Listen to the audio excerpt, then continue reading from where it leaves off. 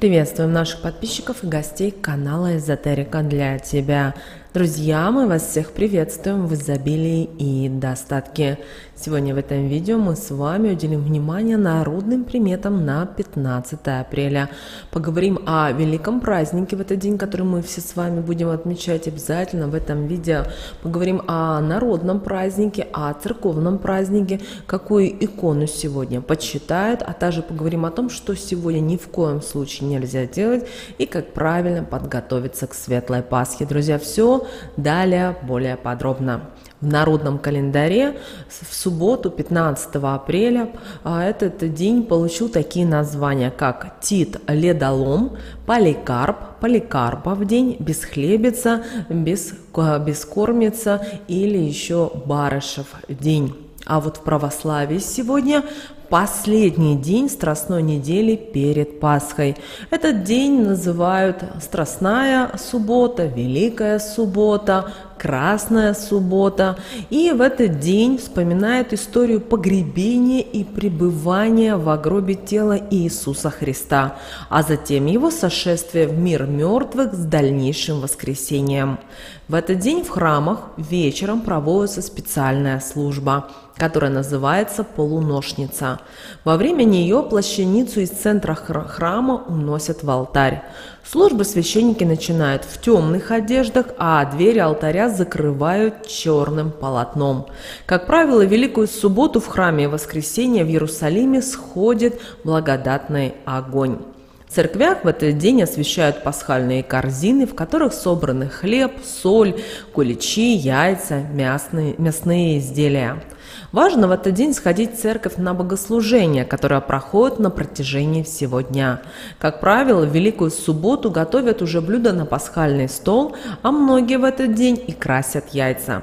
Также постарайтесь в этот день попросить прощения у всех тех, с кем вы были в ссоре, с кем вы были какие-то недомолвки или недопонимания. Кроме того, рекомендуется совершать бескорыстные поступки и оказывать помощь, если она требуется. Считается плохой народной приметой, если жильцы дома занимаются делами, не связанными с молитвой или подготовкой к воскресению Христову. Согласно поверью, в Великую субботу запрещено брать в руки острые предметы, пить алкоголь, выносить мусор, посещать кладбище. Иначе можете призвать беду на себя. Наши предки верили, что если в Великую субботу будет тепло и ярко будет светить солнышко, то грядущим летом ждать жары. Дождь и тучи в летние месяцы будет прохладно. Православная церковь также в этот день почитает память преподобного Тита, чудотворца и мученика Поликарпа. Преподобный Тит в юные годы поступил в общежительный монастырь. Предполагается, что это все-таки студийский обитель Царьграда, где превзошел других монахов кротостью, милосердием и любовью к ближним. Спустя время он стал пресвитером. Тит ревностно защищал церковь от нападок еретиков и иконоборцев. За праведные дела Господь удостоил святого благодати чудотворений и исцелений телесных и душевных болезней. А вот святой мученик Поликарп жил во времена правления императора Максимиана. Он обвинил правителя в пролитии невинной крови христиан в Александрии и открыто исповедал себя христианином, за что и пострадал. После тяжелых мучений Поликарп был обезглавлен. Также сегодня православная церковь почитает память мучеников Амфиана и Едисея, а также икону Божьей Матери «Ключ разумения».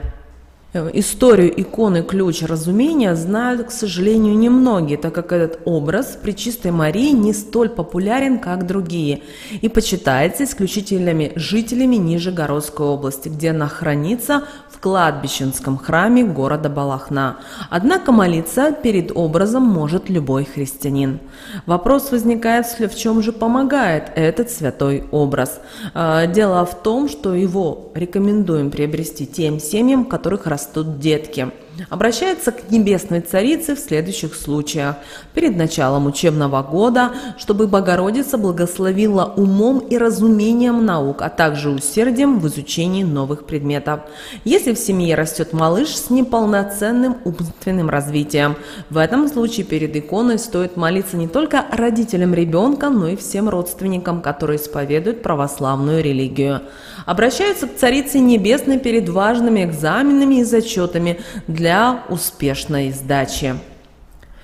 Также, друзья, 15 апреля считается идеальным днем для проведения деловых переговоров, заключения сделок и контрактов. Все встречи принесут прибыль, хорошие вести и надежды на лучшее. В народе святого стали называть Тит-Ледолом, поскольку в этот период лед на реках окончательно ломался и воды высвобождались от зимнего плена. Также 15 апреля именовали как Бесхлебица и Бескормица. Это было связано с тем, что у крестьян заканчивались практически все заготовленные на зиму съестные припасы, а нового весеннего урожая уже еще приходилось ждать. В народном календаре продолжает развиваться тема весеннего полноводия, и с особым вниманием наблюдали за тем, с какой интенсивностью тает снег и как на взбухших реках ведет себя лед. Считается, что Поликарпов день 15 апреля – это начало весенней бесхлебицы. К этому времени в крестьянских домах когда-то обычно все запасы подходили к концу, и наступало голодное время. Поэтому 15 апреля и прозвали Бесхлебица или Бескормица. Кроме того, имя Поликарп в народном сознании ассоциировалось с вороньим карканьем.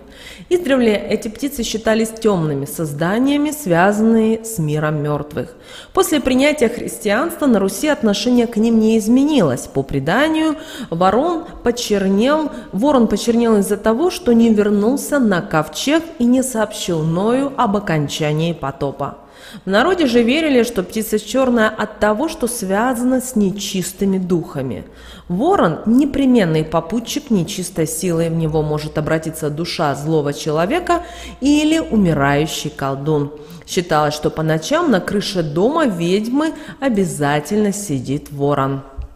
Кружащую над поселением стаю ворон наши предки воспринимали как предвестие большого несчастья – пожара, нашествия врагов, мора среди скотины и эпидемии. Если охотник по пути в лес слышал карканье ворона, то возвращался обязательно домой. Если ворона каркала над чьим-то домом, то все знали, что это предвещает смерть кому-то из домочадцев. Но несмотря на негативное отношение к этой птице, в русских сказках ворон часто наделялся мудростью и помогал героям справиться с врагами. Почитался ворон вещей птицей, которая на своих крыльях приносит живую и мертвую воду и живет до 300 лет. С Поликарпова дня начиналось интенсивное такование глухарей. Обращаем ваше внимание, что сегодняшний день еще продолжается Великий пост. А вот ясная погода и тепло на Поликарпа – это отличный знак, особенно для огородников. Лето предстоит не холодное и урожаем обязательно порадует. Если уже в этот день разлилась вода, то травы в полях взойдет много и покос будет ранним. Если же вода медленно тает, то год предстоит тяжелый. Тоже означает и лед, который вместе затонов не пошел, а стал тонуть.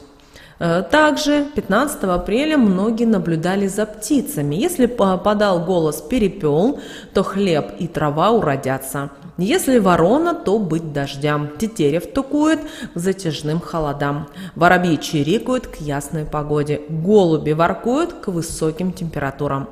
Если галки и грачи стаями в вышине кружат, а вниз летят стрелой, то это к осадкам. Если на дорогу присели, это к ненастью. Вороны, которые купаются в лужах, предвещают облачную погоду. Если они играют в небе, то ждет впереди тепло и солнце. Что же можно делать в этот день? Постарайтесь в этот день готовить традиционные пасхальные блюда. Крашеные яйца, куличи, творожные пасхи. На Пасху нужно бодрствовать, проводить время в молитве и обязательно сходить в храм. 15 апреля издревле приглашали гостей или сами ходили в гости. На Руси верили, что если провести этот день не в одиночестве, то весь год будет удачным. Соблюдая все предписания такого дня, можно было привлечь здоровье, счастье и любовь. Торговцам следует часть заработанного отнести в церковь или пожертвовать бедным.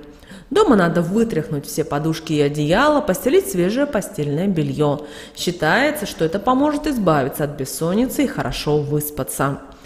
Крестьяне в этот день все-таки старались отгонять ворон от дома. Считалось, что над каким жильем птица раскричится, там скоро начнется настоящая бесхлебица и голод. Также обращаем ваше внимание, что перед сном нужно обязательно перекреститься. Тогда человека не будет ждать никакая бессонница и страшные сновидения. Это сделать нужно именно 15 апреля. Что же нельзя делать в этот день по народным приметам?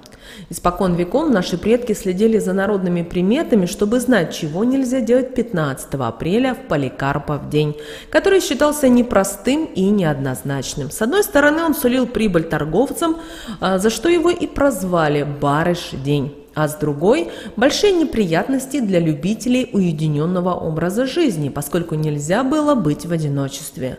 Иначе можно притянуть к себе несчастье и горести.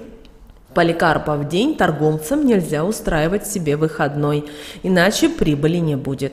Чтобы весь год приносил удачу в торговле, нужно было провести большую распродажу, на которой постараться выручить как можно больше денег. Однако все заработанное в Поликарпов день нельзя было пускать в оборот. Выручку надо было раздать нуждающимся, либо пожертвовать в церковь. Нельзя и думать в этот день о плохом.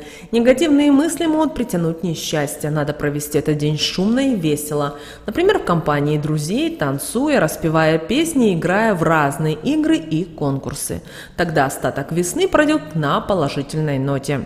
Все проблемы пройдут стороной, а задуманное скоро исполнится, а заветные желания воплотятся в жизнь. В душе будет царить гармония, а в сердце любовь. По народной примете нельзя 15 апреля кормить ворон, поскольку если они начнут летать и каркать над домом, то могут навлечь нужду, голод, пожары и другие беды. Ни в коем случае нельзя в Поликарпов день спать на использованной ранее постели. Наши предки 15 апреля проводили ритуалы и обряды, читая магические слова на любовь людскую и доброжелательность окружающих. А мы вам предлагаем провести обряд, чтобы люди уважали и любили вас. Для этого 15 апреля брали горшок с комнатным цветком и выходили с ним во двор, протягивали его к солнцу и говорили такие слова: «Как ты солнце любовью согреваешь, так и я всем помогаю. Как цветов к тебе тянется, так пусть и люди ко мне потянутся. Я всех заботой одарю, взамен у них уважение попрошу. Будут меня все любить, будут меня все ценить».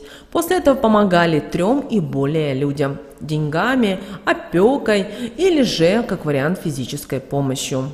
Рожденные 15 апреля – это люди чаще всего реалисты, и такой подход к жизни помогает им выстраивать довольно успешную карьеру и в целом жизнь.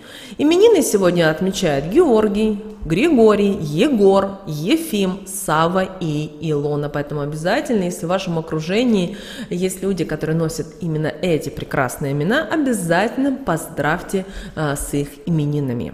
Человек, который появился на свет в этот день, наделен особой красотой. Ему понятен язык птиц, а вот в качестве талисмана ему подходят салцедон и яшма. Друзья, вот такой у нас с вами день 15 апреля 2023 года. Итак, друзья, мы все готовимся к Великой Пасхе. Сегодня у нас с вами последний день приготовлений. Мы надеемся, вы его проведете в спокойной обстановке. У вас все будет хорошо. Не забудьте приготовить вкусный и интересный стол.